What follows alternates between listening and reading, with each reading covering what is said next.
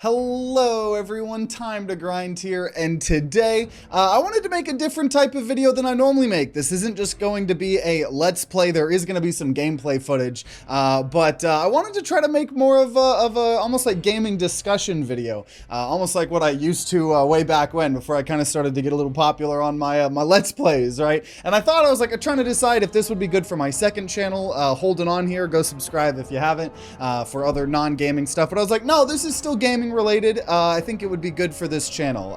And overall, I wanted to talk about how much I love the world building in Fallout New Vegas. And for those of you guys that don't know, I, as a kid, never had the attention span to get really far in RPGs, right? I've talked about how when I tried to play Pokemon games, right, I would play for, 5-10 hours over a couple days or whatever, and then I would quit for months, and then I would try to come back to it, and then when I would come back, I wouldn't remember what was going on, and so I would just restart. And so that's why, to this day, there's only one Pokemon game I've ever beaten start to finish, and that's Pokemon Sapphire. I went back and beat it again. I'm working on Sun and Moon, or not Sun and Moon, Heart Gold and Soul Silver right now on my DS. I need to get back to it. But a year ago, I finally got into New Vegas, like more than just playing it for a couple hours, because that's what I would do as a kid. I would try Skyrim, I would try Fallout New Vegas, right? I'd play it for a couple hours and never really get into it. I played a lot of roguelikes, a lot of multiplayer games. That's what I play a lot on this channel. But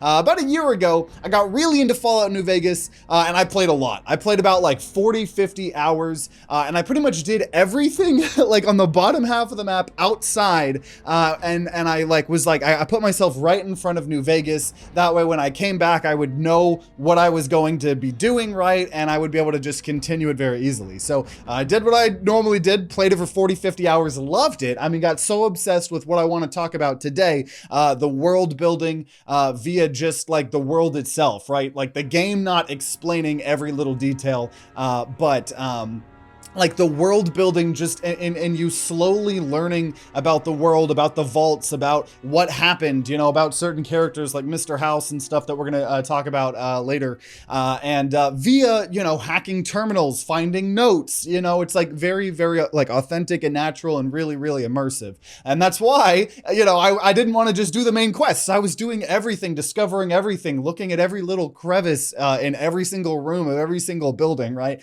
And loved it. Stopped playing about a year ago. Haven't played for a year, and last week I finally decided to get back into it, jump back into my technically modded playthrough. I just followed some guide of a vanilla modded, all of the mods that just fix up the games. I know Bethesda isn't the best at making good quality polished games, and I in the last week or two have played straight up about 15 to 20 more hours. I'm finally in the New Vegas Strip, finally doing a lot of this stuff. I went and just murdered all of Caesar's Legion. I think I'm doing an NCR playthrough here, but a lot of people have asked me if I could do a let's play or if I could make videos on Fallout New Vegas, and it's kind of just my like little side thing, right? I just play it on my laptop, not even in this studio. I do not even have it installed on this computer. I would need to remember how to get all of the mods, but there was one area that I was going through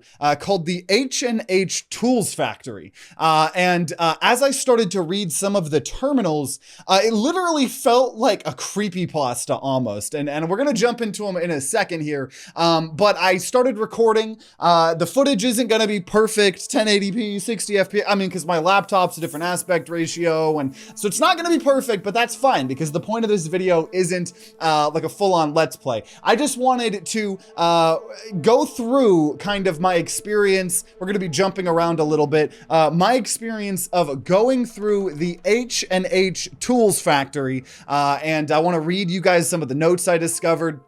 And then kind of talk a little bit about it, right? So excuse the gameplay not being absolutely perfect, right? But so first things first, when I saved and then came back in, the two enemies that I had killed kind of broken, very, very, very broken. So I had to look, right? I don't know if that's the mods. I don't know if that's Bethesda games. So that was the first thing I did right as I started recording, so I had to show you guys. But this is the suspicious terminal that we first discover. And obviously, right, I have, you know, read through these, but we're going to read them out here because this is H&H Tools, Inc., building the things you need to build a better tomorrow. Now, I thought that it was talking about Robco, right? If you guys don't know, Mr. House is, you know, the suspicious character, and I'm still playing through my playthrough, so I still don't know everything. But Mr. House is you know, he was huge, got super famous off of Robco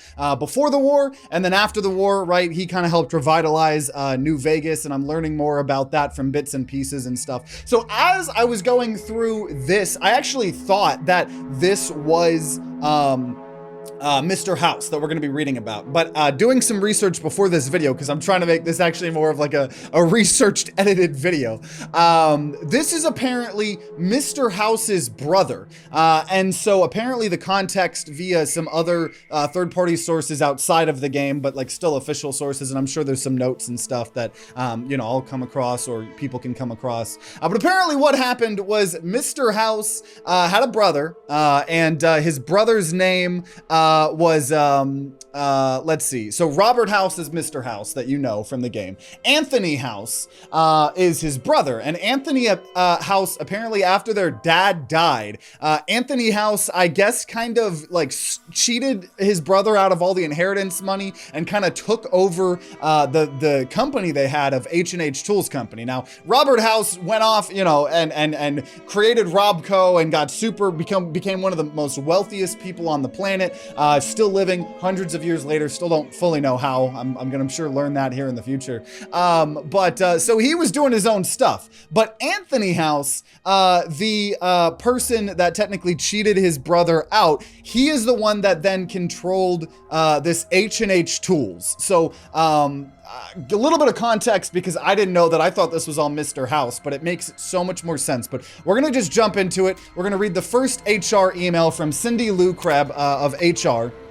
To all personnel, new employee policies. Effective immediately, the following company policies are in place. All cameras are forbidden in office areas and on the factory floor. 2, no more than 3 employees are permitted in the break rooms at any time. 3, in accordance with the wishes of management, all bathrooms have been sealed off and walled over. Employees are requested to attend to all waste disposal needs before or after work hours. If you have any questions about these policies, please email Human Resources. Thank you, Cindy Lou of HR. So first of all, a little bit weird, right? You could think like, okay, this is just definitely, I'm sure we've all worked at places that, you know, either were micromanaging or stuff like that.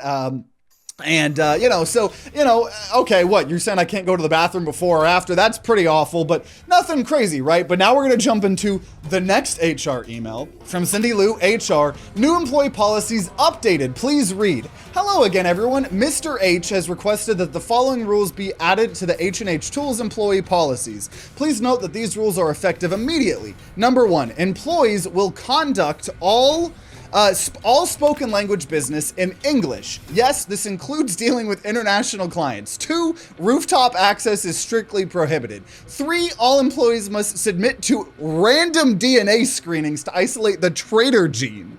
That is immediately, when I read that, that is where I stopped. I started recording. I figured, okay, what is going on? A random traitor gene? Like what? This is starting to feel like skinwalkers or like something like that, right?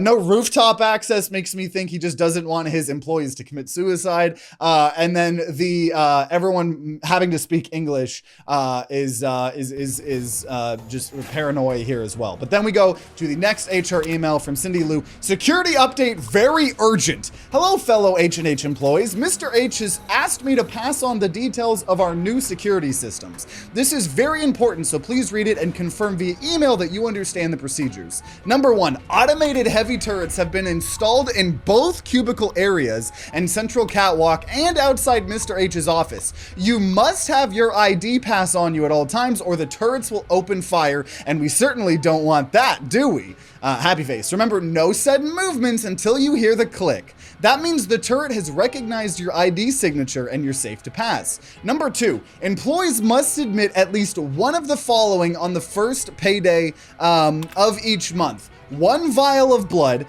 20 nail clippings, toenail or fingernail is fine, but not a mix of both. 1 lock of hair or a 5 square centimeter skin sample. These samples will be retained for monitoring purposes. 3, any employees seen to be cohabiting, colluding, or conjugating with any of the following groups will be terminated immediately. Foreigners, masons, carpenters, tragic players, illegal aliens, extraterrestrials, or the Flemish. 4, if you see Mr. H in the halls, do not make eye contact. Making eye contact with Mr. H will be seen as an attempt to steal his thought energy and will be grounds for immediate dismissal. Yes, even if Mr. H is wearing his special hat. Thank you all for your patience with our little reorganization. Now get out there and make the best gosh darn tools in the West. Cindy Lou, HR departments. Right, so it's like, first of all, it's like, what are you talking about? You're stealing like life. So this whole time I thought this was Mr. House, but this is his brother via the context of which we're going to slowly start to unravel as I show you me going through this area for the first time. But already it's like, what is going on, right? Like, don't look at me. I mean, obviously, like, okay, all of the DNA testing, having to get your skin samples or fingernails or whatever, absolutely terrifying, right? But then it's like, do not look at him. You're going to steal his thought energy, even if he's wearing his special hat. Like, it's just really, really, really, really weird, right? And then there's an access the hidden network drive. There's a journal entry, and we're going to have a couple more journal entries here in the future. But the first one here that we're going to read is, it's worse than I feared. Henderson sent out a 10-point memo outlining the benefits of mechanization and automation, as if I wouldn't know he's been plotting with my half-brother the entire time. I knew he was a weasel dick traitor from the moment I laid eyes on him. Only one thing to do. One thing in the company's my father's legacy is safe forever. Cindy Lou will bring him to me, and then I'll make an example. The bastard will learn why you don't cross the house. So this is, right, and apparently, right, you know, Mr. House and, you know, this character, Anthony House, that kind of took control of his dad's H&H Tools Company when he died, is starting to be paranoid.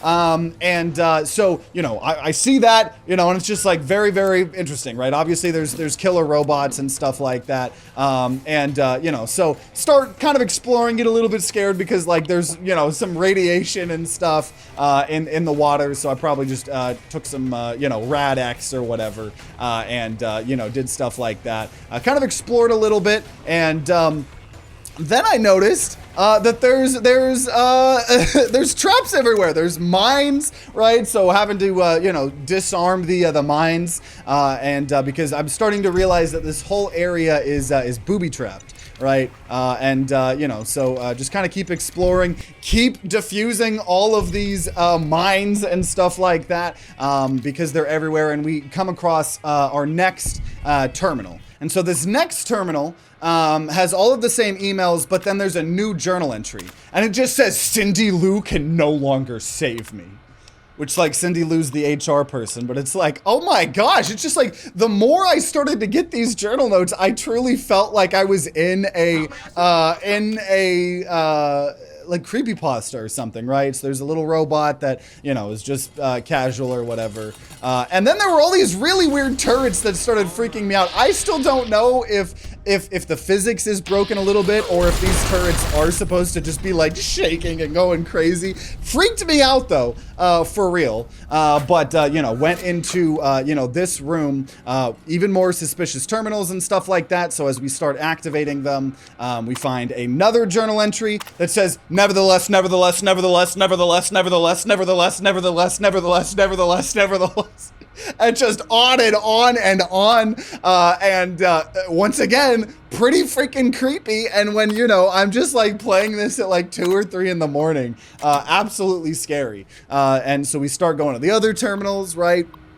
There's another journal entry. This one says, no more haircuts, no more trims. They can use it to steal your thought energy with their eyes. I have a special hat that stops them though. Special hat and special shotgun. Father, why have you stopped talking to me? You always loved him best, didn't you? So I didn't fully understand what this meant until before this video I started researching, right? Obviously, that is referencing, I guess he's thinking, oh my God, that scared me watching this. I'm trying to watch it while doing it. There was just an explosion that scared the shit out of me. Still don't know where it came from. I do think from looking at the wiki, I don't know if there was a mine, a mine where I was, but when I was looking at the wiki, it says that there is, because there's tripwires that we'll show here in a second, it said, the wiki said that 40 to 50 seconds after you enter this building, if you don't stop it, one of the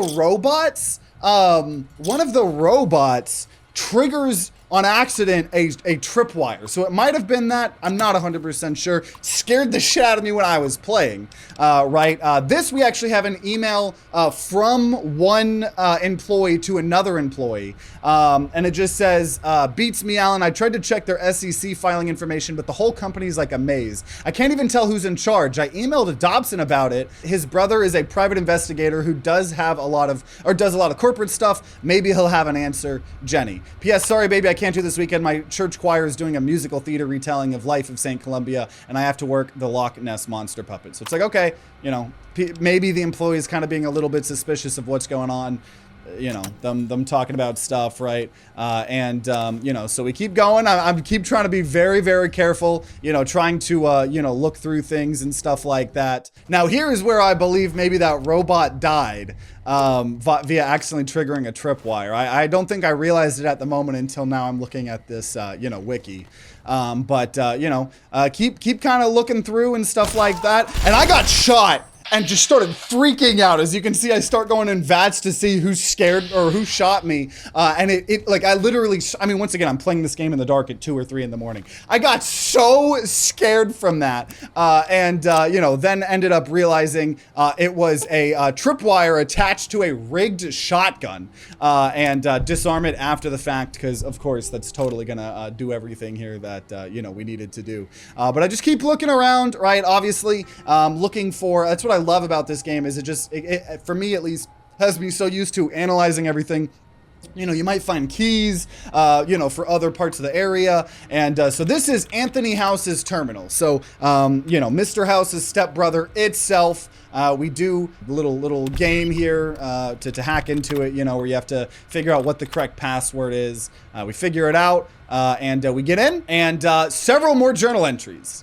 So there's one journal entry that says, as the years roll on, I find myself missing father's advice more and more. I wonder if he would be so proud of the decisions I've made, but no, such second guessing does me no good. I won't be weighed down by the past, and I won't waste energy on ancient family history, especially when that history isn't really family at all. So I don't know if that's just more talking about the half, you know, the half brother, half sister stuff. You know, I don't know fully, you know, what's going on there. Then there's another one, another journal entry here. I'm beginning to mistrust Henderson. I think he's conspiring with my bastard half brother to seize the company. I built this company, damn it. I won't be ousted by some Johnny-come-lately fancy college man with his robots and his degrees. I've asked Cindy Lou to keep an eye on him to monitor his email for suspicious activities. And then they've all turned against us, haven't they? Cindy Lou is right. I have had no choice. May God forgive me for what I've done. All my employees, all those people I thought loyal friends. Was I wrong? Am I crazy? I've scattered this journal across all the terminals in the office just in case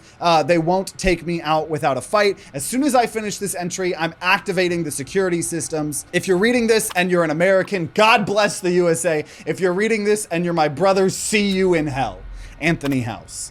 So that explains, right, he just kind of was going crazy. There's also this Lucky 38 executive override. I think that has to do with, Lucky 38 is obviously where Mr. House is. So I don't know, still playing through the game and stuff. So either that will lead into some other stuff. The wiki said something also about some of that stuff, being part of some quest that no longer, that they kind of got cut beforehand. So, you know, not 100% sure. You know, and I find a Lucky 38 VIP key card. card, so when I go back to the Lucky 38, you know, might have, you know, a place to check and look and stuff, which is obviously super big, important part. So we go back, you know, into now the other part of this area, because we had just gone through that water, kind of climbed up and stuff. This is another moment that scared me. Just start hearing stuff go on, and I think my robot, Ed E or whatever, hit that physics object. It's just like everything in this game is just scaring me, I swear.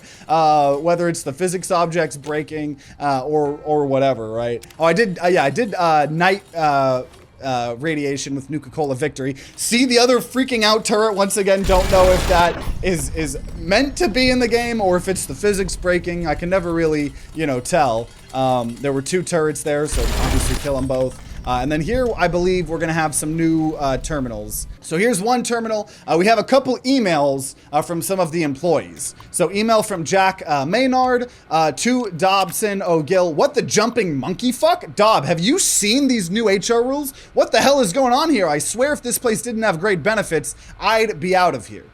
Email from Jenny. Hey, sexy. I just fed Alan a line about having to play the Loch Ness Monster in a play this weekend, so I'm free Friday night. Want me to bring the stovepipe and the souvenir moon rocks? And then Alan Dalton. Dobbs, Jenny said your brother might know something about these Robco guys that are kicking our asses on the trading floor. You heard anything? Alan. You know, so that's obviously referring to Mr. House owning Robkin. And then P.S. The wife's away this weekend and Jenny's busy. Why don't you bring over the rubber sheets and the souvenir elephant foot trash can and remind me what I've been missing? So I think also all of these employees were cheating on each other with each other. So a little bit of kind of tongue-in-cheek, comedy, right, with the scariness of this thing here. And then we find another terminal. This terminal has another email from Alan. Jenny, what the hell is up with these guys? They've been coming after our market share like they've got something to prove. No, strike that. This feels personal. Did Mr. H run over Robco's dog or something? Alan. And P.S. My wife's out of town for the weekend. Why don't you come over after work Friday? Bring the accordion and the riding crop. Once again, everybody's just cheating on everybody with everybody here. You know, so we keep checking. And then, thank God, the night vision find even more frag mines that we have to disable, including this one that I couldn't disarm and just absolutely crippled myself. And I'm trying not to, like, save scum or anything, you know, so kind of just heal up use some stim packs, all of that good stuff here. I do save a lot just in case. So then we keep going in here you know, trying to kind of figure out, looking for traps, right? Because we know how booby trapped this freaking place is. Apparently there was a rigged shotgun, that one didn't go off. I don't quite know what had happened there. We then end up activating this terminal. Email from Dobson. Are you out of your mind? You think they aren't monitoring emails? Don't send that seditious shit my way, Dob. Right, so replying to the what the jumping monkey fuck, this guy being like, why would you do this on the company emails? You know they're analyzing the fucking emails, right? And just like all of these little pieces of notes and writing, like on the terminals and stuff, it's like, it's crazy. Tried to shoot off the little thing. But it's crazy because it's like, as you're reading these emails and as you're reading these, journal entries and stuff, it's like, it starts to paint a picture of what it was like, right? Another big thing, I've gone through a lot of the, vaults now, right? A vault with like plant zombies, a vault with mutated, like mutants from radiation, that also, I think, had a lot of guns, vault all about gambling. It's like crazy to go through like an area that no longer is around effectively, or is all like, kind of just dead, right? No one's living there anymore. You know, this is from times past, but via little parts of the world building, via parts of the details you find around the map, around the buildings, you slowly start to paint a picture. Now, to be fair, when I first watched this, I thought some of this was Mr. House. you know, but obviously I either could have learned more or whatever, or I should have just known, I don't know, that this was his brother, right? So we slowly start to like get this picture painted of what this factory was like back before, you know, the war, before everything, you know, got fucked up, right? And it was just crazy, like seeing these messages that felt like creepypastas to me, seeing these journal entries that were like being really, really creepy and stuff like that. And then I think I kind of just go back, you know, I start analyzing everything and you know, trying to you know, kind of figure it out, but overall that was as far as I could kind of tell from H&H Factory, right? And I know that this is just a little bit of little bits of pieces of stuff from my Fallout campaign. I know there's sure a lot of you guys that would want to see more, or you know, this was just honestly not involved area. This was just an area that I didn't have a quest to go here, at least at the time. I don't know, I might get one in the future, I'm not sure, but I didn't get a quest here. This was just me exploring. This wasn't even like a vault. You know, there are some crazy shit you'll learn about from vaults that you would probably spend way more time, but this was just simply a random H&H tool company that I just discovered, and I was going through like it was crazy to me. I was getting scared reading these messages. I was weirded out. I was trying to figure out what was going on with like the journal entries and all the HR policies, and it was just insane to me. And I thought that it perfectly encapsulated why I love Fallout New Vegas right now, why I'm loving it so much, because so much of the storytelling is like just look in your surroundings, go explore stuff, right? Go explore an area, and then maybe you find a key card that opens up an armory that you then got to go find, right? There are quests and there are quest markers a little bit, but like overall, like it's just like go explore this area, go find some shit, right? Go, and it's like obviously with, you know, you being able to side with whoever you want and being able to really go wherever you want, you have a lot of freedom, and it just it immerses me so much when I like play. I mean, one of these days, I think Saturday, I literally played Fallout New Vegas for like 10 hours. It was insane, right? So I just wanted to make a little bit of a video talking about why I love the world building so much, and why even like a simple area that is almost abandoned, but has all these journal entries and notes can scare me so much, right? Not that I was like terrified, but like just the unnervingness that you might get watching a creepypasta or something like that, right? And I thought it was a good example to kind of show to you guys, because it's not like a big set piece. It's not, you know, a big vault that you know they put a bunch of time in. This is just a side little thing, and there was still all of these things. And it is littered throughout this game. Every single area has locked doors that, you know, with I have like, at this point, I'm like level 25. I think in this video, I'm like 25 or something. I had like 100 in lockpicking, 100 in science, 100 in speech, right? I had so many of these values max because a year ago, right, I did all the quests. You know, I'm just kind of appreciating the attention to detail, and I love it so much. And it's something that I wish games would do more, though, to be honest. You know, I'm still kind of getting back into the like liking these RPGs and stuff. So let me know if there's any more. I'm still deciding once I beat this playthrough whether I want to just immediately do another playthrough, because this playthrough, and I don't know the full context, but I believe I'm going to try to be siding with NCR a little bit. But then I'm like, you know, with my gun build and stuff. But I'm curious. I'm like, man, I would love to do another playthrough in the future where I maybe do science builds and then maybe just full on help Mr. House. Then, of course, you could do an evil one. But I do then want to maybe go to like Fallout 3 as well. Eventually Fallout 4. It's like now that I'm building up a tolerance and realizing I love this shit, you know, wanting to do a lot more of them and stuff like that. So definitely let me know what you would recommend for once I beat this playthrough or whatever. What's your favorite Fallout game? What's your favorite example? Also, let me know if you like more of these discussion videos. I know this was a little bit different, a little bit more not just full on Let's Play, trying to make this a little bit more edited and more of like, you know, almost like commentary over it. I really, for those of you guys also that haven't seen this world, want to show you guys how good this world building is, right? And stuff like that, because it is incredible, right? Yeah, so hope you enjoyed. Like I said, let me know if you maybe want to see more videos like this. Otherwise, this will probably just be a one-off thing that I wanted to do. That way, whenever people ask, if I have any videos about my Fallout campaign, I can at least point them to this one, right? Definitely trying to do more edited content in the future, especially over on the Holding On Here channel. Like I said at the beginning of the video, go check that out if you want to see more edited content like this, just not necessarily about gaming and stuff. And if you'd like to see more edited content like this about gaming on this channel as well, right? I'll probably just throw this in the gaming discussions playlist we have, so feel free to check those out. But either way, hope you enjoyed, make sure you guys subscribe, ring that bell like what the big boy YouTubers say, to be notified whenever more gaming content of any kind comes out, and let me know if you want to see more stuff like this, and if you decide to go back and play some old Fallout games, then I wish you guys luck, and I'll see you all next time.